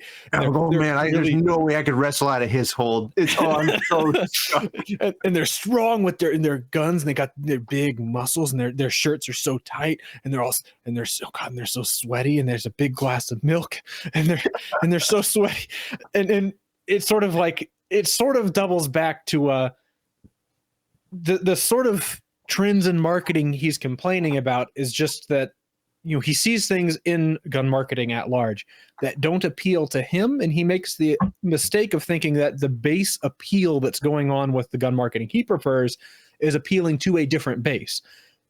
Not base in terms of the subject audience, but like the basal desire that people see that makes them want to do the thing. Right. Or like, the big, strong, probably actually looks more like a stripper than a guy who's supposed to be using a gun marketing that he's sort of identifying as, that's good and straight because it's a bunch of manly dudes with guns. It isn't that different than like, here's a very gay looking thing with someone with a gun. It's still appealing to that whole, like, I appreciate, right? It's the body aesthetics or whatever you want to call it, sort of appeal going on there. You could say that, but there may also be a sort of disgust factor. Like, for those that don't have that disgust factor, it's hard to pick up on. But like for me personally, I have a hard time. This is kind of pseudo related. I have a hard time with like anime or comic conventions because I think I've talked to Matt about this before. Yeah, anime's gross. When I was a kid, a lot of the goth kids would play like Vampire the Masquerade LARP, right? Mm-hmm. And I remember being around for one of those because I saw them at the comic shop. And they were too into playing this game in their collective imagination, and I could not handle it. I didn't like being invited to the imaginary game that I was not a part of. You know what I mean? And it felt really slimy, and it felt a little insane. You know what I mean? Like I don't know how to explain it. Like you feel like you're dealing with an insane person. You're like, I'm deeply uncomfortable by this. And I'm talking like that. I found that like the guys in the fursuits or like the anime kids or whatever that are in their costumes running around cosplaying and putting on fake weird voices and doing forced. They're doing like forced inhuman movements that nobody does except for people who watch animes. You know what I mean? And it just like it sets my hair on edge. Like I'm just like I'm going. I don't want to be a part of this. And they're like, they're trying to feel comfortable. Right. And they're trying to talk to me. And I'm like, I don't want to be in this game right now. Can we not play the game right now? Could you just be like a normal person wearing something stupid? It's like, I kind of have the same reaction to some of this. I can really try some of this over the top gun stuff. I'm just like, I don't want to play this game with you. I'm going to go somewhere else now. Like, and I completely understand what you're saying, but I think I think the bound from that Lucas is making is that it's not, I don't want to be in the room with you or play a game with you. It's like, I don't want you to touch a gun at all. And in fact, I don't think that you should be able to touch a gun because of the fact that you do this thing that makes me uncomfortable. What if it's that you're like, maybe he's surrounded by them? Like, what happens when like you are disgusted by the fursuits, but then like literally everybody on your block is like, "No, we're doing this." And so every time you try to go to your mailbox, there's somebody in like it's 100 degrees out, and there's like a sweaty fat dude in a fursuit with a bikini loped over that. Like that makes any sense? And he's like doing weird beckoning, like ooh shit at you, and you're just going, I just wanted to live in this neighborhood and not have this. Like, could you imagine your rage if you were surrounded by it? Maybe he feels cornered. You are the most devilish advocate. You are just terrible. Maybe he feels that way because it's not his neighborhood, but it's about maybe he feels about the gun community like I feel about wandering into your server. Oh, here we go. Now, it's potential. It's not his neighborhood, and it's actually just in his mind. And all of the gay thoughts are in his mind, and he can't escape all these gay thoughts that are in his mind. That's also true too. It could be. Yeah, Stupid. We always have to get a per episode reminder that Othniel is somehow more puritanical than the Southern Baptist, and he gets uncomfortable because I don't police my text chats at all. Speaking of which, give us $1. Give us $1. You can join and see just what he's talking about. Yeah, if you're going to go to Fudbusters, the Patreon, for literally $1, you can have 30 whole days of trying to figure out whether, like, where the line is between just idle degeneracy and self-harm. We added a new feature recently. Where, certain random keywords that a bot selects using AI will time you out if you say a certain word that it decides it doesn't like. It could be any word. It's not the best by moderators. You can volunteer. The best part is people love trying to find them. Oh God! It's a social experiment. It's a social experiment. Anyway, you're going to move on. Listen, guys. Listen, and this isn't just because I can't stop thinking about her feet, okay? But Alexandria Ocasio-Cortez case for impeaching Thomas and Alito is strong, according to MSNBC opinion writer Hayes Brown. So let's take a look at this. Supreme Court's most recent term. Whoa, what's that ad? I wouldn't worry about it. The Supreme Court's most recent term was, to be blunt, a nightmare. The few minor victories, often on narrow grounds or issues of standing, were deeply outweighed by the massive blows to democracy and good governance. What is this a link to? Oh, yeah, Chevron. This is a link to Chevron. This is massive blow to democracy. Yeah, okay, buddy. Yeah, these attacks were made even more galling by continued participation of Justices Clarence Thomas and Samuel Alito, the far-right flank of a deeply conservative bench, who are each mired in what should be disqualifying ethics scandals. So basically, AOC and Lucas Botkin agree that there's no natural rights. So basically, the critters are saying the justices got taken on too many fancy lunches by donors or whatever. Yeah, personal enrichment of the justice. That's what it was. She's deeply offended by too many personal enrichments, not from the fact that he keeps voting against what she wants. Right. Yeah, and the refusal to recuse themselves from cases despite clear conflicts of interest where a dinner was bought. I don't know. What do you think, Ivan? I don't know. I think it's probably just saber rattling.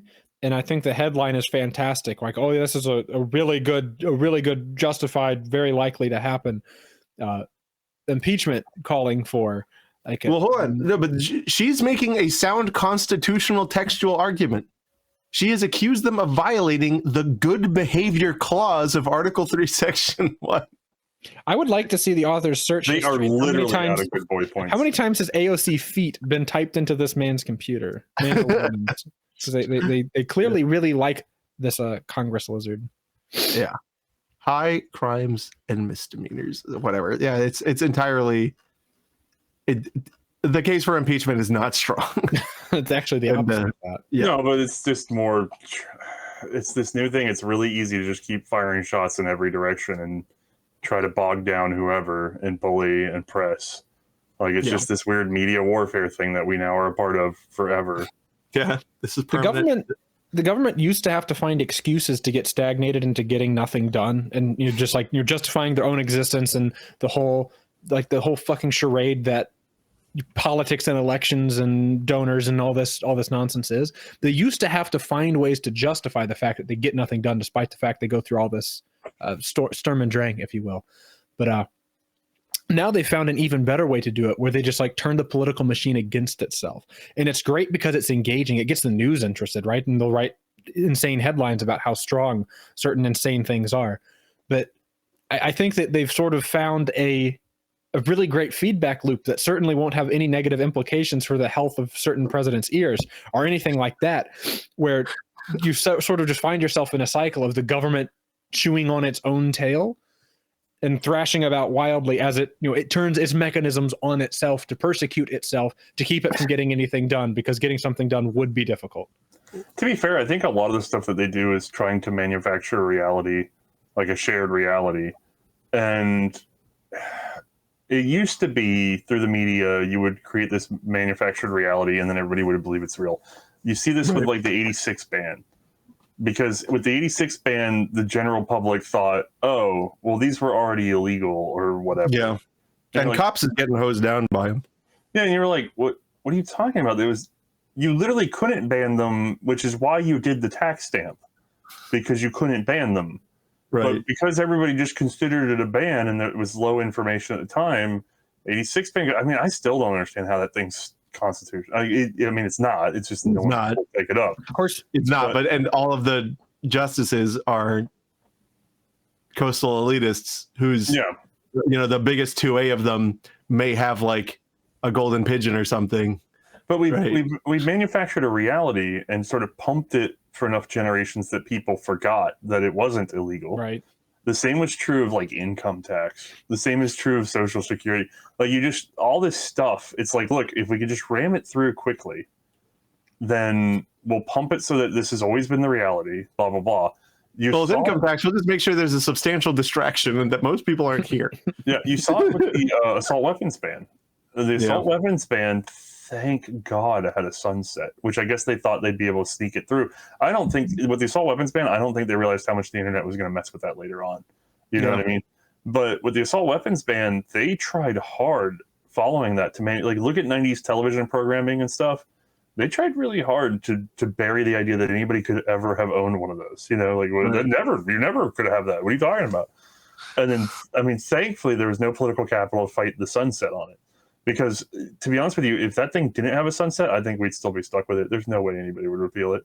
Because the first time they repealed it, like if they repealed it, they would all know that the first shot fired on someone that made the news from one of those guns that they made legal again, would be a blood on your hand. Blood on your hand. Yeah. They're too fearful to undo bad law. So nowadays, though, about manufacturing reality. Nowadays, I feel like instead of trying to manufacture a reality, they're trying to manufacture a believable. How do I put this? It's not a scapegoat. Is there a word for like a fake majority, like a false majority opinion? Because what they do is they just say they're basically pumping you full of, oh, everybody's an idiot. They're all idiots. So everybody's an idiot. You're the only smart person. Everybody's an idiot. Also, all these idiots agree with us. That's stupid, but it's like they're trying to constantly convince you that there really are just enough people out there with this opinion to justify the thing that they just pulled off that nobody agreed with. Nobody, like the percentage of people in America that wanted them to print all that money was very, very low. But they've convinced us all that everybody wanted them to print that money. They're like, oh no, you guys really want. Yeah, we do what you gotta do. We're gonna not print the money. Safety, we gotta get home. Yeah. So like it's so weird, but there's so much chaff, and this is just a symptom of that, right? This is another thing where it's just like, no, there's like a real movement to get this guy because he really is doing the wrong thing. He's corrupt. He's the wrong person, and you just got to keep whispering that he's corrupt, so that you can pull whatever your bullshit is off later on. And even if the majority don't agree with you, a majority will believe that a majority agreed with you. I hope that made sense. Yeah. No, I get it. I think, well, I guess just to tag on to that, the thing that makes me think of most clearly is how the term "our democracy" has been honed to the point it is now a sharp edge, and you just use it to hack at people. where it's just our democracy represents like this false consensus where it's like, yes, everyone thinks this and believes in this because it has to be true, and you attacked it, and because that means you're a bad guy. When in reality, a lot of the times this term is thrown around, it's like, like they're saying that Trump's reaction to COVID was an attack on our democracy. Was it? Because then it's also in tension with but you also wanted us to think fragile democracy. Right. Our democracy is just threatened from all angles all the time. It's in danger of tipping over. It's a Jenga tower that's sitting on the one block on the base, and the block's already crooked. No, that's two levels. First of all, it's the our democracy thing, and then the second level is it's not a democracy. Like you keep arguing the our part, but the democracy part is the one we've moved to the point that people think it is a democracy. And you're like, well, when did we do that? Yeah. I don't want a democracy because whoever runs the democracy is the one that has the most prosecutors and printing presses. Like, yeah, no, fuck that. I hate everything. But you know what? I hate everything except MAF Corporation. Guys, go to maf-arms.com and use promotional code FUDBusters and get yourself a discount. Check out the new stuff. Check out the Hitchhiker parts kit. There is trash for sale, guys. $2.99. Trash. TRASH. You need to purchase it. It is imperative. Go to maf-arms.com, use promotional code FUDBusters, and buy you a new set of shirts. Confidence is key. What is this? I didn't even know this happened. Confidence is key. That's a big shirt. Wow. This got put on without me knowing. It's an AK Trigger Confidence shirt. I guarantee that this shirt would make Lucas upset. Yeah. Yeah. Well, so tell Lucas it's got gay colors on it or something. I don't know. Yeah, whatever. It's a plastic cloth. All right, yeah, guys, maf-arms.com. All right. Next up, there's a couple new releases happening. One is this. I'm just going to show this to you guys, and I'm just going to ask for your honest reaction. Stowaway rifle. What's it do? 5.7 by 28 single shot bolt action. It's a 5.7 single shot bolt action? Yeah, but you can put it in your backpack. How long is that? It looks like it's taking up the whole backpack. It's 16 inches. That's a lot. You can fit it in there. And yeah, because we all know that how many times have you thought to yourself, if only I had a single manually actuated 5.7 to throw at that? That's a good survival rifle. 5.7's practically everywhere. Yeah, it is a NATO standard cartridge after all. Yeah. It looks kind of like an AR-7, sort of. Yeah, I think it's got similar conceptual stuff. I mean, really, it's the AR-5, it would be right? AR-5, yeah. It's even in a stupid ass caliber. It's like AR-5. Really, what they've done here is made a modern AR-5, which has changed my opinion. Oh, go ahead. It being a modern AR-5 now has changed my opinion about it drastically, because my gut AR-5 in a magazine, though. Yeah, that's true. My gut reaction to this thing is one of visceral disgust. Now that it's an AR-5, what's your gut reaction? If it had a magazine, I wouldn't hate it nearly as much. But it being AR-5 conceptual-ish, I guess I don't hate it. The thing that's just sort of weird to me is it being in 5.7. I guess it's one of the choices of all time, right? They wanted something low recoil or whatever, but it's just kind of strange. And then this is one of those things where I sit there and look at it, and I'm like, okay, if this costs $250, I wouldn't hate to have one. Not in 5.7 because I'm not doing that. We're not going to talk about the price but it is about double that. I don't know. I just don't understand the use case, to be honest with you. It reminds me a lot of like the old silhouette pistols, but it's not one of those. I think it's entirely schizophrenic. I think that this is one of those things that would have made a. So here's something I've noticed. There's people who are obsessed with 5.7, and like they always try to make some new gun in 5.7, and they are very good at going out of business after they do that. I've seen like 3 different companies do this. It kind of reminds me of the the Wieldy, like how many times the Wieldy has been handed over to different companies. And like, no, we're gonna make it worth this time. Everybody totally wants it, and you're like, do they really want to spend that much money on whatever that is? There's a handful of guys that want to, but that doesn't mean everybody wants to. Yeah, it's not enough to sustain a single company even. But I mean, like, hey, look, obviously somebody had an idea, had a dream or whatever. I think it's cool that they did that. I don't see what they were going for at all. Like, if it was, you know what's funny though? My brother-in-law, like, he was looking at the Hitchhiker, and I was like, oh yeah, this would be, because he lives in an RV or whatever. I'm like, this would be great for you to have as like a rifle, just in case you wanted to, you know, you have that fantasy where the world's ending and you have to shoot the squirrel, right? And he goes, can you make this a 9mm? And I was like, yes. Why? And he's like, I just think that would be the best. Because because my handgun shoots 9mm, and if I could have this and it use the same round. And I was like,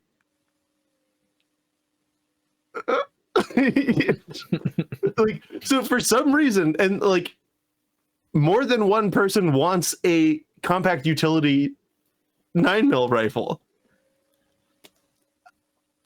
Am I stupid? Is there something I'm not getting there? Like, I mean, clearly there's a utility case for somebody. They took the time to design it. Somebody wanted this. No, I'm saying if it was 9mm though, would that make it better or worse? I feel like that would make it worse. I think it would make it substantially better because I mean, fair, if it was multi-caliber, like a Contender being a single shot, yeah, okay, let's go. Right, but it's not. Right. Yeah. But anyway, what you say, Ivan? I think it would make it better if it was a 9mm. If you're trying to market this as some sort of backpacky survival-y thing, because especially if you can play into the, I mean, it needs to take a magazine, guys. No, honestly. because you can't convince idiots that 9mm will go through a bear skull, but you might convince them that 5.7 will. Yeah, sure it will. It's like the good thing about it, Soviet armor. The good thing about it was designed to do it. If they had made it take Glock 19 mags, there's like a whole segment of people who you could make buy this by saying, like, you making the advertisement for this, right? And it's like you're trapped out in the wilderness and it's snowing or raining or something, like bad weather, and your little dirt rider bike motorizer scooter, it broke, and you're a long way from home. No, your phone, no signal, and then there's a threat animal out in the distance, but your pistol, it probably can't shoot that far. So you take the magazine out of your Glock, you put it into your bolterizer, bang, you kill the threat animal because it's more accurate from the rifle. Yeah, and then help gets there. The cops come and they help you, and then the help come, and then as you're eating the aminal, the help got there. Yeah, and then they could like make this like, oh, it's super survive. And I think I was imagining that same situation, except it was like the guy's like scrambling through the woods, and he's got his little bolt action thing, and then he finds, like, you know, a dead peace officer and like pulls a mag off of his belt and shoves it into the bolter and just like dispatches a wolf or something. I think you guys are overthinking this. I think the answer to this problem lies in the fact that most of the American wealth still remains in the hands of the boomers. Make it in 45. Yeah, I agree. I'm going to make a gun and I need people to buy it. Who's got money? Oh, it's all the old fucks. Okay, well, that's going to be a bolt action single shot. That fits in a backpack because you go around with one of those in a caliber that they don't have. I mean, they can afford it. They can afford the 5.7. They could afford it. I could see who would buy this, and it would be a person who thinks that they hike. You see what I'm saying? Yeah. But yeah, so that's one thing. The next thing is also another thing for me to edit out. If he doesn't edit this out, I just want everybody to know that I'm gay. It's easier for me to edit out if you don't talk because I see the flat line in the audio. This is the part you edit out. And that's the other big announce is from Kel-Tec, and we got something new coming down the pipe. Wait, who was making the other gun? Someone else. Oh, okay, hold on, I got confused. Wait, you thought that was no? Kel-Tec was not making the other thing. It's just some guy, I don't know. Joe. Oh, dark. This makes more sense. It's a random. I thought Kel-Tec did it. And I was really confused why, but this is just some guy. No, it was Dark Mountain Arms. Oh, okay. Well, they're just doing it because wait, what else do they make? Do they make other guns? Yeah, that, but a pistol. Oh, that's it. This is the thing they know how to make. That explains it. Like, you guys made me think like an actual manufacturer was doing this. This is like, They're an actual manufacturer. Come on now. This is somebody's starter project. Like they're going, okay, we can get the receivers this way, and then everything else we can have made here, and our price point will be here, and we'll just try it out. It's just like this is like the goofy first thing they're doing, but then if it succeeds, they'll try to do something normal. Yeah, that's a great for Armalite, sort of. I guess it sort of works for Armalite. It worked for Kel-Tec. We're about to talk about Kel-Tec. Do you remember the original Kel-Tec? Yeah, Kel-Tec was only the third iteration of the company. Did they make a? Yeah, that's true. First, did they make a bolt action survival rifle? Wait, what? Kellgren's first projects were friggin' wild at that time.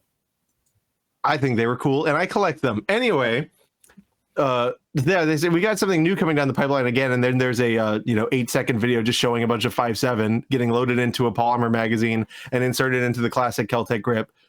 It's very obviously a sub 2000 in 5.7. They haven't technically come out and said that, but I'm pretty sure that's what they're doing. How do you know it's a sub 2000? Because of the grip in the magazine. No, unless they're gonna do something like make the PMR CMR in 5.7. I'm calling it now. It's not going to be as exciting as the sub 2000. You think it'll be less exciting than a sub 2000 5.7? Yes. Have you not seen some of the weird stuff they pulled out like in between other guns? You get excited about certain guns, but then they have like, I don't know, man. They have some weird stuff in between the big guns, and it still sells is even weirder. But like, no, it's not gonna. Hold on, let me see. Pause the video right when he's loading it. You can almost see the rear end of it. That's what I was saying. Like, bigify that. I don't know if that probably did not help. Yeah. No, it's different. There's like some sort of downturn at the rear. That's a charging handle, bro. That's a sub 2000. Maybe. Oh yeah. I'm seeing it. Or it's the rear charger. That's a Doug. That's a dub dugger. I can't wait for the armor piercing sub 2000. And isn't that you're a sub 2000 expert? Like, is that the right location? It's just behind your thumb. I don't know. I replaced my charging handle with a different one. So now, Kellgren is a mad scientist of the gun community. It makes me laugh so hard. Yeah, the best thing is collecting his Grendels. The original Grendel, where it's just like, hey, who hasn't done a stripper clip pistol in a while? I have 2 of those. Oh, that's so good. Yeah, those are great. I still haven't printed the holder, Doug, because they just use AR-15 clips. No, do you know what you really need to print though? What? Have you ever seen the original ads from the 80s? Because I've been going back through a lot of like 80s. I'm on a project where I'm processing like every American rifleman that I can and pulling out the article titles and stuff for myself and what it covers. Yeah. I got into the 80s, and oh my god, like just the stuff that might be the best decade for firearms writing ever because it's just the dumbest crap. But I saw ads for the original Grendel, and when it was pre-released, like the pre-order process, they were marketing it with. Have you ever seen the mag extender for the bottom of it? Yeah. Okay, they had a version of that took a little mini mag light. Oh no, I did see that. Yeah. No, I saw all the different attachments, and it was like, barely mini. It was fucking huge. Right. Well, I think it literally was like the mini mag light of that time, which was not very mini. But I mean, so like now, the whole idea was you don't need to have you can put there because you don't have mag come out of it. Yeah, I really want somebody to 3D print like the adapter. So I could do that because that's a rare kit. But that'd be great. They have like a P10 with the mini mag light on the bottom, and you're like, I got a DAO 380 with a flashlight. I mean, the thing about the problem with the P10 is that like it doesn't have second strike, and it's prone to light striking because of that bizarre clock spring it uses to set it off. But aside from that, you've got like a lot of firepower in that little ass package. It was not a bad idea. It's not only that, but it's like you could tell he was chasing weight.